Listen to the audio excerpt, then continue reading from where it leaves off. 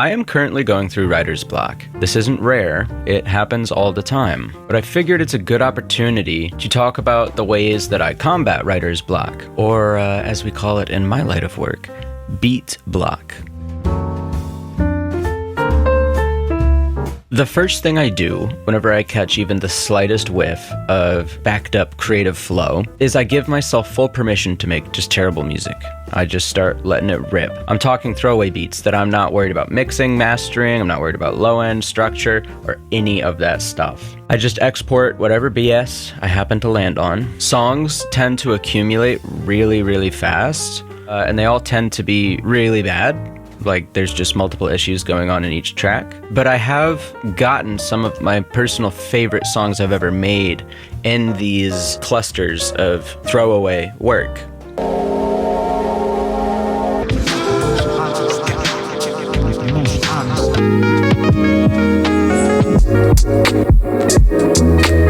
I've been there so many times that by now it's an autopilot response. When I get fatigued, I just go ape shit and start firing off like 10 beats in a day. I usually end up realizing that like, oh wow, I've just been farting these out, but this one's pretty good. And then I am back on track. After that, I have a direction to go in. Sometimes I'll get an idea for a project. This time around, it was DC offset that really messed me up. I was trying to throw a little project together and I realized that my DC offset was like way messed up. I ended up scrapping like 13 tracks just from this week to cleanse the last bout of like, what the heck's going on?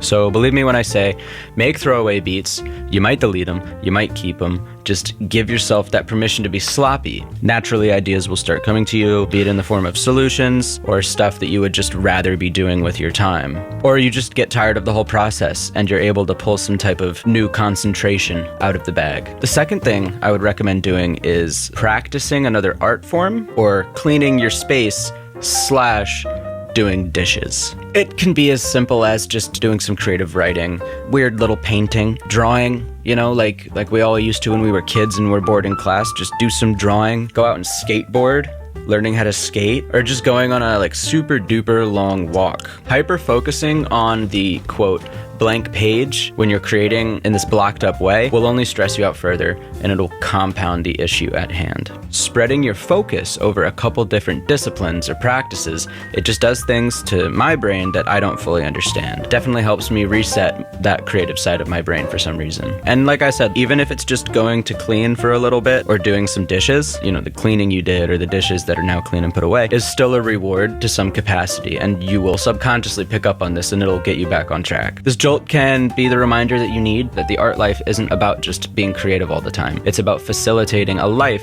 where you can still be creative all the time, and sometimes you have to take care of yourself and the things around you and the people in your life. You still have to, you know, be a decent person. I am 26 now, and the struggling artist vibe that I cultivated like right after high school, it really only lasted like a year because it just wasn't sustainable. And since then, I've just been chasing a healthy art life. David Lynch is a wonderful artist, one of my favorite creative human beings on this planet.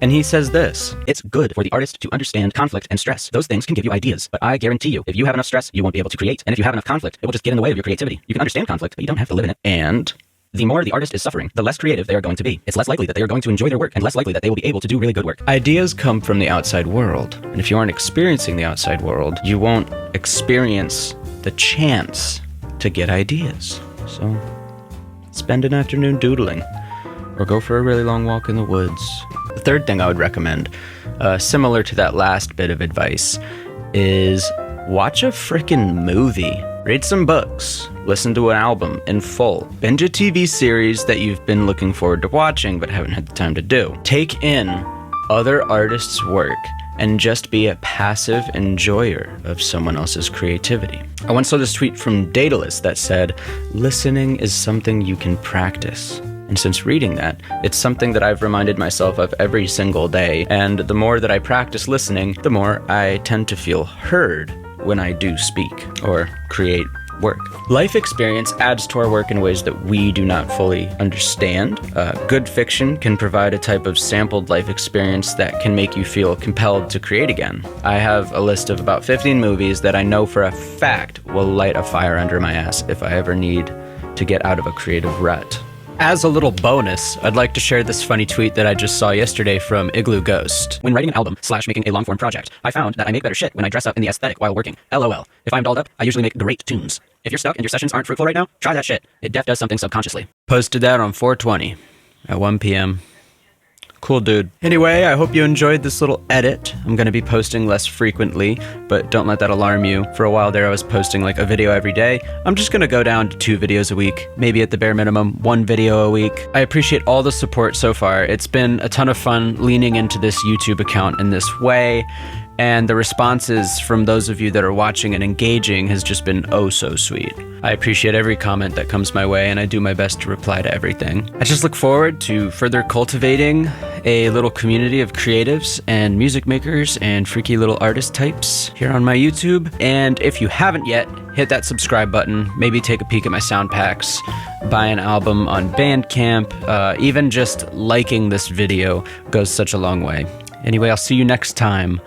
Stay creative, stay healthy, stay happy, and go outside.